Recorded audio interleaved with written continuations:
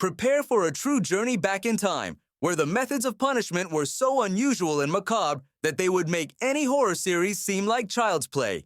Imagine yourself strolling through the dark streets of medieval London or sailing the seven seas as we unveil the 11 most bizarre and cruel forms of punishment that have ever existed.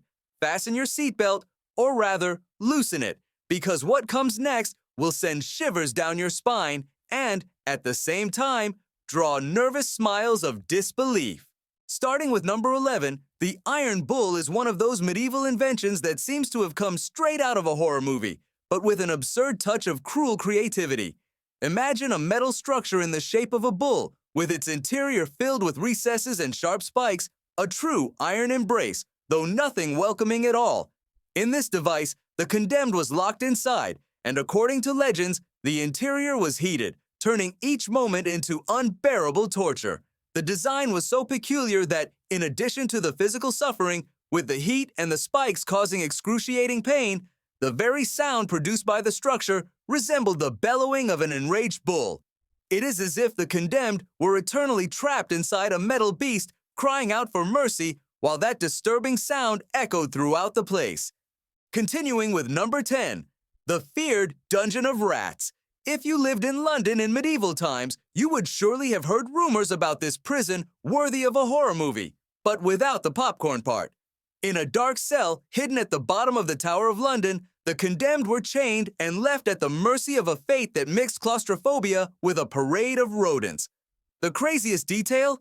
This dungeon was directly connected to a river, positioned below the water level. Thus, when the waters rose, the rats, those little invaders from the banks, were forced to abandon their hiding places and, in a true aquatic sprint, swam straight to the door of the unfortunate prisoner. Just imagine, you, trapped in the dark, without even seeing the approach of the starving rodents, but hearing the sound of paws scratching the walls. In a matter of minutes, the party was underway, and the condemned went from being an innocent target to a moving banquet, receiving little bites until exhaustion or despair knocked them down. And thus, the nightmare continued for days or even weeks, depending on the crime committed. It cannot be denied. If you wanted a method of rehabilitation with an extra dose of terror, this would be an option, although undoubtedly not recommended for those who are allergic to rats or have a phobia of confined spaces. Climbing the scale of cruelty, we reach number 9, the infamous Cavalet. Imagine a device that looked more like a crazy ladder, but with a very macabre touch. In this device, the feet and wrists of the condemned were tied to a system of pulleys, almost as if they were on one of those amusement park rides, but with no fun at all. 2 officers, or torturers if you prefer the term, slowly turned the ropes, increasing the pressure on the prisoner's joints with each rotation. The idea was simple: force a confession, even if the defendant ended up saying any nonsense just to relieve the pain. In some cases, this worked, and the prisoner left with their entire body contorted and full of misaligned joints, but miraculously with their life preserved. In others, the story did not have a happy ending, as in the case of Anne Askew, a young woman who, for defending her religious beliefs, faced hours of torment until she was taken to an even darker fate.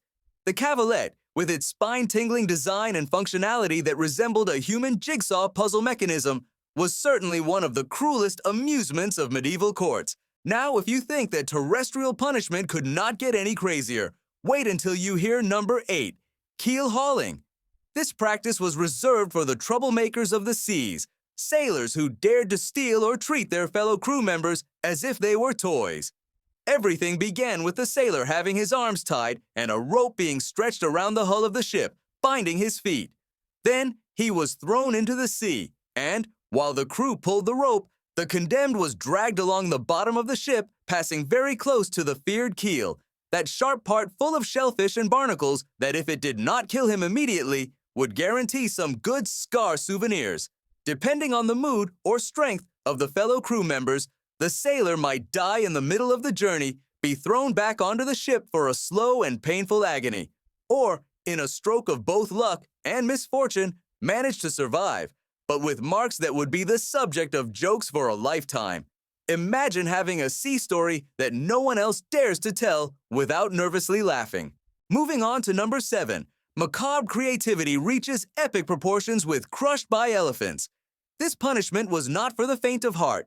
Originating from traditions that spread across several countries, but most notably practiced in 19th century India, this form of punishment took the idea of trampling to a new level. Basically, if the defendant committed offenses ranging from not paying taxes to much more dubious crimes, he had the chance to be turned into a human carpet for the entertainment of the ruling elite. With the criminal's arms tied, or while lying down, an elephant, properly trained and controlled by a man who sat on it with airs of someone in command of everything, began the crushing process. There were various variations. In one, the condemned's head was placed on a pedestal, and, with the elephant's foot, he was crushed as if he were a grape. In another, the poor man was laid down, and the elephant made repeated attempts, sometimes leaving only a piece of what had been his body, all to guarantee a brutal spectacle and, for some, macabre entertainment. And if someone, by some miracle or misfortune, managed to survive the first round, the fate was even crueler, with repetitive executions or a life marked by scars and mockery that would make anyone prefer a prison without rats. From here on, the list only becomes more grim. At number 6, we have the feared impalement. Imagine a scene bordering on the grotesque. The condemned, lying face down and with his arms tied, suffered a strategic cut on the lower part of his body, where a paste, ironically made to stop the bleeding, was applied. Then, a long wooden stake, carefully prepared with grease, yes, grease to facilitate the insertion, was slowly pushed into the body. The executioner, with his hammer, delivered precise blows that drove the stake through the condemned, often emerging from unusual places such as the shoulder or even the head. After this performance, the body was stuck by the roadside, serving as a grim warning to anyone who dared defy the law. And, for some unfortunate souls, the penalty of impalement was not immediate death, but a prolonged punishment, where the condemned remained stuck to the stake, suffering as the passage of time and the onlookers' stares only increased the torment. Climbing to number 5, we find the enigmatic poina coeli, or penalty of the sack. This method was reserved for those who dared betray familial bonds. Yes, killing someone from one's own family was reason enough to receive this punishment, which originated in 2nd century Rome and reappeared in later historical periods, including in 18th century Germany. The procedure was as bizarre as the name. The murderer was placed inside a sturdy leather sack and, to ensure he was not left alone in this torture spa, a set of animals, usually a dog, a rooster, a viper, and a monkey, was thrown in along. After that, the sack was sewn from end to end and thrown into the ocean. Just imagine the scene.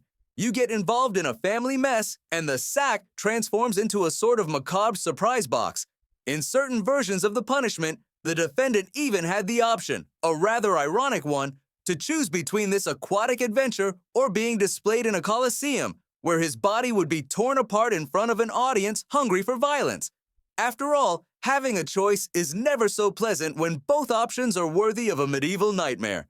We reach number 4, where the creativity or lack of mercy of the torturers reached almost unthinkable levels. Rat torture. This method, which makes our nerves tremble just at the thought, had 2 main versions. In the first, dated 1568 during the 80 Years' War, the prisoner was forced to have a rat placed in an upside-down clay bowl over sensitive parts of the body, such as the stomach or groin. To make matters worse, the bottom of the bowl was heated with torches or embers, causing the rodent, in panic, to start digging, and guess where? Directly into the condemned's flesh. The second version, which resembles a wild episode from a modern horror movie, was employed during Augusto Pinochet's regime. This time, the rat was inserted through a tube into the prisoner's rectum, where, desperate to escape, it ended up digging relentlessly, causing unbearable torture. In both cases, the torturer's objective was, in a perverse way, to make the prisoner suffer while being forced to, in a sense, collaborate with the animal's escape, a dynamic so grotesque that it borders on the comical if it weren't tragic. At number 3, the punishment becomes a public display of humiliation and terror with gibbeting, also known as the iron cage. This practice, which gained international fame through images published even in scientific magazines, was used to exhibit the condemned as living examples, or rather, post-mortem ones, of what happened to the disobedient. In various places, such as in the United States and, mainly, in England, criminals, from pirates to traitors, were locked in iron cages, molded in a way that uncomfortably and tightly fitted the contours of the human body. Then, these cages were hung at absurd heights, often more than 9 meters above the ground, so that any passerby would have the privilege of coming face to face with the condemned. Just imagine having to fetch water from a well and encountering a pitiful figure, hanging and begging for a sip of mercy. Undoubtedly, a macabre spectacle that would leave anyone sleepless, especially if the stench of decomposition accompanied the scene. At number 2, the punishment reaches a level of torture that seems to have been invented to test the limits of human endurance: scaphism. This technique, used by the ancient Persian Empire, transformed the condemned into a veritable feast for insects and crawling animals. The process began with the prisoner being tied on his back inside a type of boat, with his arms and legs exposed through strategically cut holes. But what seemed like a method of containment soon revealed itself as a nightmare. The individual was forced to consume large quantities of milk and honey, not intended to please the palate, but rather to provoke monstrous diarrhea. As if that were not enough, the rest of the body was equally covered with this sticky mixture, attracting a true invasion of insects, rodents, wasps, and flies, which delighted in the free meal. The relentless sun intensified the torment at the same time as the prisoner was forced to repeat this macabre ritual day after day, prolonging his suffering until, inexorably, death arrived, usually after 17 long days of agony, with his skin taken over by parasites and a look that would make any makeup artist cry. Finally, we reach number 1, the pinnacle of torment, the oubliette, the cell of forgetting. The name, coming from French, translates as to forget, and it is no wonder. Imagine a place so small, so claustrophobic, that the prisoner would not even be able to afford the luxury of sitting, lying down, or moving. This cell, often located in imposing castles, such as the famous Tower of London or Warwick Castle, was an invitation to oblivion, where the condemned were thrown in without ceremony and left to rot. The darkness was absolute and the space minuscule. And, in some cases, the condemned survived for years on crumbs of food and water, only to prolong the agony and transform oblivion into a punishment as long-lasting as time itself. By going through these methods, we realize that, despite all the brutalities, there was a kind of macabre creativity behind each punishment. Each technique, no matter how horrendous, reflected the spirit of an era where the spectacle of suffering was a tool of power and control. Perhaps today we would laugh at this invention of methods, but for those who lived in these dark times, the reality was so harsh that any relief, even if it was just the end of the torment, was a reason to celebrate life. This narrative, which mixes horror and humor in an almost surreal way, makes us reflect on the limits of human cruelty and how, from time to time, suffering was transformed into a macabre spectacle to frighten and discipline. On one hand, we entertain ourselves with the irony and exaggeration, but on the other, there is relief in knowing that such methods are, fortunately, confined to history books and horror movies, where, of course, the creativity of the screenwriters exceeds the limits of imagination, but without having to pay the price of reality. And so, between nervous laughs and shivers, we conclude our excursion through the darkest corners of historical punishment. A true lesson in perverse creativity, which makes us thankful for modern days when, at least, our punishments are limited to traffic fines and scoldings from bosses. Because, after all, if you had to choose between being dragged along the keel or being remembered in a tiny cell, who wouldn't prefer a written warning? In the end, this journey through the past teaches us that, even amidst extreme cruelty, human beings have always found ways to transform suffering into a spectacle. Thank you for coming along with me this far. If you enjoyed the video, please leave a like and subscribe to the channel. Your participation is very important. See you next time.